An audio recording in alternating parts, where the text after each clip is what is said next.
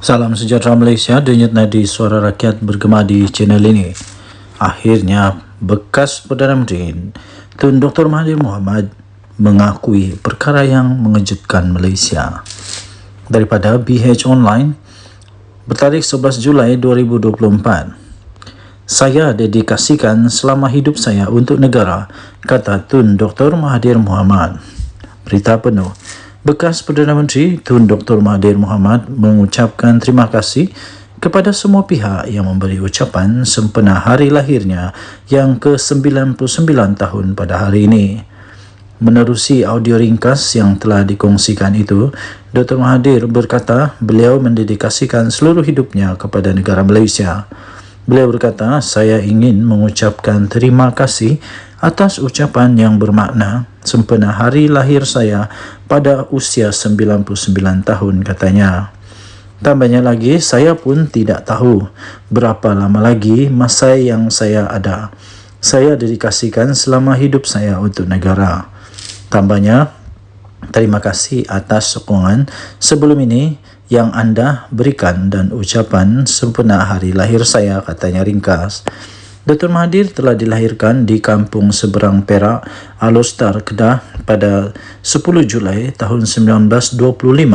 Namun tarikh kelahiran rasmi beliau direkodkan pada 20 Disember 1925. Beliau adalah anak bungsu daripada 9 adik-beradik kepada pasangan suami isteri iaitu Muhammad Iskandar dan Wan Tempawan Wan Hanafi. Sebelum berkecimpung dalam bidang politik, beliau telah memulakan kerjaya beliau sebagai seorang doktor dan telah menubuhkan kliniknya sendiri iaitu Klinik Maha yang juga klinik swasta milik orang Melayu yang pertama di negara Malaysia. Beliau memasuki bidang politik pada tahun 1964 dan bertanding dan memenangi kerusi Kota Star pada pilihan raya umum PRU tahun 1964. Dr. Mahathir kemudiannya dilantik menjadi Perdana Menteri yang keempat pada 16 Julai tahun 1981. Menyandang jawatan itu untuk tempoh yang paling lama dalam sejarah Malaysia dan Asia Tenggara iaitu 22 tahun. Beliau dikenali sebagai bapa permodenan atas kejayaannya yang telah menukarkan Malaysia daripada sebuah negara pertanian kepada sebuah negara perindustrian moden. Berdasarkan biografi dalam laman web Pejabat Perdana Menteri, Dr. Mahathir telah meletakkan jawatan beliau sebagai Perdana Menteri pada 31 Oktober 2003. Bagaimanapun, pada tahun 2016, Dr. Mahathir telah muncul semula dalam politik dan telah menubuhkan Parti Pribumi Bersatu Malaysia atau Bersatu untuk mengalahkan Barisan Nasional BN. Pada tahun 2018, dalam satu kejutan politik, Bersatu dan parti-parti bersekutunya telah memenangi pilihan raya umum PRU ke-14 pada usia 93 tahun. Dr. Mahathir sekali lagi telah dilantik menjadi Perdana Menteri yang ke-7 Malaysia. Denyut nadi suara rakyat bergema di channel ini. Jangan lupa untuk tekan butang subscribe, like dan share. Malaysia kita punya, cintai Malaysia aku, kita jaga kita. Bye-bye. Salam sejahtera Malaysia. Denyut nadi suara rakyat bergema di channel ini. Apa kata semua 100 MP, semua 100 MP pembangkang, termasuklah Hadi Awang, Muhyiddin Yassin, berlari besok. Pergilah berlari dari Gua Musang ke Parlimen kah, ataupun dari mana? Dari Johor pergi KL kah, ada mungkin dari Sabah berenang ke Parlimen kah. Berenang macam mana mau lari kan? Berenang. Buatlah. Kerana itu yang dibuat oleh Syed Saddiq. Itu yang dibuat oleh Syed Saddiq. Saya pun tidak pasti siapa yang dimaksudkan oleh Perdana Menteri Datuk Seri Anwar Ibrahim sampai dia kata tak payah berlari dapat peruntukan. Tapi yang setakat ini yang berlari dapatkan peruntukan itu Syed Saddiq. Jadi kalau kamu mau juga Syed Saddiq berjaya dapat Menurut laporan itu dia berjaya dapat lebih kurang 160.000. Apa kata untuk support lah macam si Sadik buat. Jadi pergilah lari semua.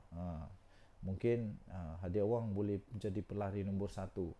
Kemudian siapa lagi, Tuan Ibrahim Tuan Man, kemudian dari Sabah, kemudian dari Johor mungkin didahului oleh Muhyiddin Yassin. Nah, apa kata kamu pun berlarilah beramai-ramai, lari laju-laju.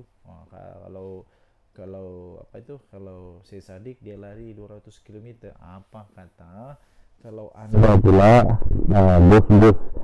bos besar dalam pembangkang ini berlari 1000 km, lagi best. Mungkin yang dari Sabah berenanglah di Laut Cina Selatan sampai ke Parlimen. Kan lagi hebat. Apa pendapat anda? Bagus juga begitu.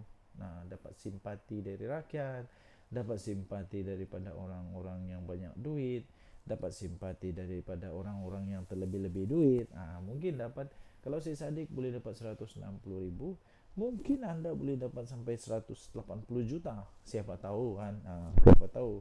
Jadi untung juga tempat parlimen, tempat DUN yang anda bersama-sama. Yang masalah sekarang ini ialah kenapa perlu lari? Kenapa perlu lari? Tidak perlu lari mengikut Perdana Menteri Datuk Seri Anwar Ibrahim punya kata dalam ucapan dia di Dewan Rakyat itu. Dia kata tak payah lari, yang penting itu perlu perbincangan. Perbincangan ini bukannya pembangkang sekarang ini sejak pernah lalui. Waktu Perikatan Nasional dulu pun, waktu Perdana Menterinya siapa, Ismail Sabri Yaakob, pembangkang sampai buat MOU tu, MOU buat perbincangan. Boleh pula. Kalau PH sekarang tak boleh. Inilah waktu dia semua betul, waktu dia semua okey, waktu orang semua salah, ini salah, itu salah, semua salah. Tapi waktu dia sedekah, waktu dia itu ini macam-macam lah. Waktu dia itu banyaklah fatwa yang keluar dan sebagainya. Syed Saddiq, terima kasihlah tahniah diucapkan yang memberikan idea yang bernas ini. Dan apa kata, kerana idea ini cukup bagus, cukup bernas, cukup popular, sampai ada orang yang disebut, sampai ada orang yang kecam kerana ada pula tiba-tiba seorang pemimpin politik ni menunggang Zahid. Waktu tiba-tiba dia pun join lah, dia pun join juga memberikan semangat. Apa kata, buatlah semua semangat kan. Jadi kerana sudah semangat, apa kata, jangan hanya dia saja yang ikut Zahid, Syed Saddiq, tapi apa kata kalau semua pembangkang, pergilah 100 pembangkang tu larilah 1000 km terbaik. Denyut Nadi Suara Rakyat bergema di channel ini. Jangan lupa tekan butang subscribe, like dan share. Malaysia kita punya, cinta Malaysia aku, kita jaga kita. Bye bye. Salam sejahtera Malaysia. Denyut Nadi Suara Rakyat bergema di channel ini. Ini satu pengumuman terbaru daripada Datuk Seri Anwar Ibrahim yang betul sekali. Tak payahlah sampai berlari untuk dapat peruntukan. Tak payahlah sampai berlari untuk dapat peruntukan, kata Perdana Menteri. Perdana Menteri Datuk Seri Anwar Ibrahim pada hari ini memberitahu usaha meluluskan peruntukan kewangan kepada ahli Parlimen Pembangkang tidaklah sesulit yang digambarkan oleh mereka.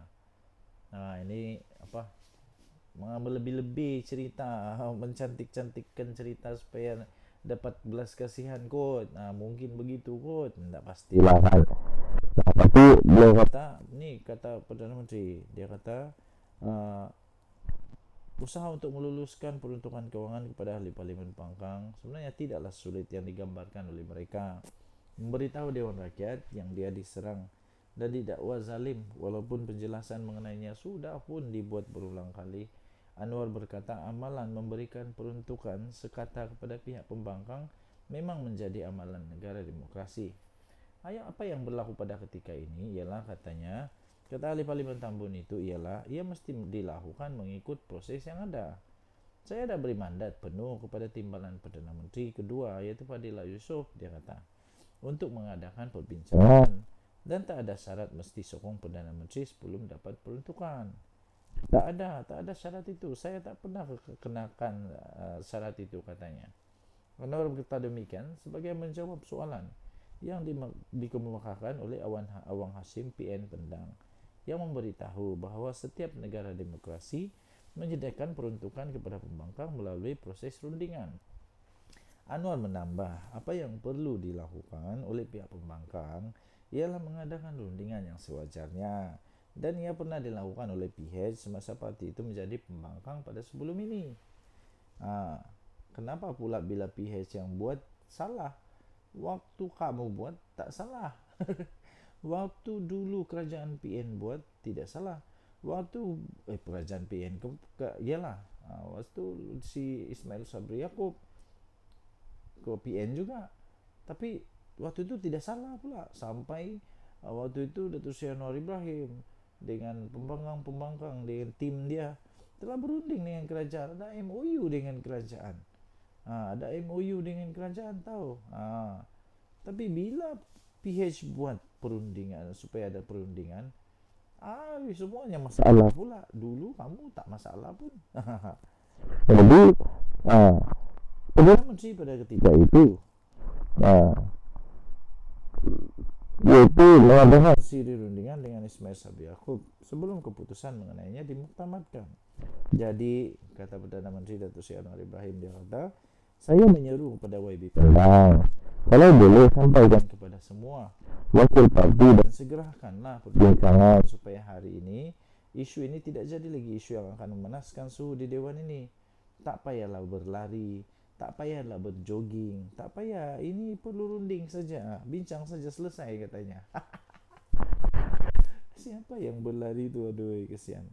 Walaupun tidak menyebut sebarang nama, untuk rekod, ahli Parlimen Muar Syed Saddiq Syed Abdul Rahman baru-baru ini menarik perhatian ramai apabila beliau telah melakukan larian sejauh kira-kira 200 km bagi membangkitkan isu peruntukan buat ahli Parlimen pembangkang. Dia yang kini menjadi ahli Parlimen bebas berjaya mengumpul dana yang disumbangkan oleh orang ramai, iaitu bernilai kira-kira RM160,000. Di akhir larian tersebut, pada 1 Julai lalu, Syed Saddiq disambut oleh ahli Parlimen pembangkang di Dewan Rakyat serta penyokong muda. Menanggapi isu tersebut, Fadillah pula enggan mengulas lanjut selain memberikan reaksi sinis apabila ditanya oleh media, tunggu saya berlari dulu. Aduh, Denyut Nadi Suara Rakyat bergema di channel ini. Bye-bye. Salam sejahtera Malaysia. Setelah lama berdiam diri, setelah kekalahan Sungai Bakap, setelah kekalahan di PRK Sungai Bakap, akhirnya salah seorang pemimpin besar di dalam Pakatan Harapan, yaitu daripada daripada Amanah telah tampil ke hadapan untuk memberikan pencerahan, memberikan penjelasan, memberikan jawapan apa perasaan mereka, mengapa beli kalah. Pastinya mereka semua akan berbincang. Jadi akhirnya Mak Sabu telah tampil dan memberikan sedikit komen. Amanah menghormati keputusan PRK Sungai Bakap dan menyeru supaya jentera perpaduan untuk terus diperkukuhkan. Ialah, terimalah keputusannya, kalah tetap kalah, menang tetap menang. Parti Amanah Negara, iaitu Amanah, menghormati keputusan pilihan raya kecil PRK Sungai Bakap dengan penuh tawaduk bahawa usaha berterusan akan digerakkan parti itu bagi mengukuhkan sokongan rakyat kepada kerajaan perpaduan. Kemudiannya beliau berkata, Amanah mengucapkan jutaan terima kasih kepada semua petugas-petugas parti di semua peringkat yang telah memberikan komitmen yang cukup jitu sepanjang tempoh berkempen.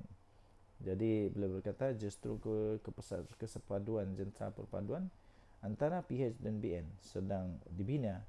Ini perlu diperkukuhkan lagi menghadapi jua pilihan raya yang mendatang, terutama PRU16, kata Presiden Amanah Datuk Seri Muhammad Sabu menerusi kenyataan hari ini. Kenyataan ini pastinya akan menggembirakan hati Perdana Menteri Datuk Seri Anwar Ibrahim pastinya akan menggembirakan semua orang, kerana ini menunjukkan bahawa tidak ada no hard feeling, tidak menyalahkan mana-mana, tidak kata ini punca, tidak, ya, tidak. Jadi tahniahlah diucapkan kepada Pakatan Harapan Barisan Nasional yang walaupun kalah tetapi tidak ada perkara yang buruk berlaku, tidak ada tuding menuding, tidak ada kata ini salah, kata itu salah dan sebagainya. Saya pun heran yang komennya, yang komen kalahan inilah itu semua tak ada kena-mengena dengan PH pun, tak ada kena-mengena dengan BN pun. Mungkin dia ni bekas PH kah, bekas BN kah, tapi itu pula yang berhabis buat komen. Ataupun pemimpin parti lain pula sibuk dengan parti orang lain. Okey, jadi begitulah. Tahniah diucapkanlah kerana tetap dapat bersatu, dapat menerima kenyataan dengan penuh tawaduk, dan yang paling penting betul supaya jentera perpaduan terus diperkukuhkan kalau mau menang lah, kalau mau menang lagi. Saya ucapkan tahniah kepada PAS, kepada Perikatan Nasional yang menang. Tahniah diucapkan. Yang penting bukan mengundi waktu menang, itu bukan penting. Yang pentingnya ialah selepas sudah menang. Selepas sudah menang, wakil rakyat ini kena buktikan bahawa dia adalah wakil rakyat yang betul-betul wakil rakyat. Jangan pula wakil rakyat yang betul-betul sudah menang tapi hanya untuk nak menangkan kerusi Dewan Undangan Negeri, tapi akhirnya tidak ada apa-apa pun pembangunan kepada rakyat, tidak ada apa-apa pun seperti yang diharapkan rakyat, paling teruk semua janji kosong belaka.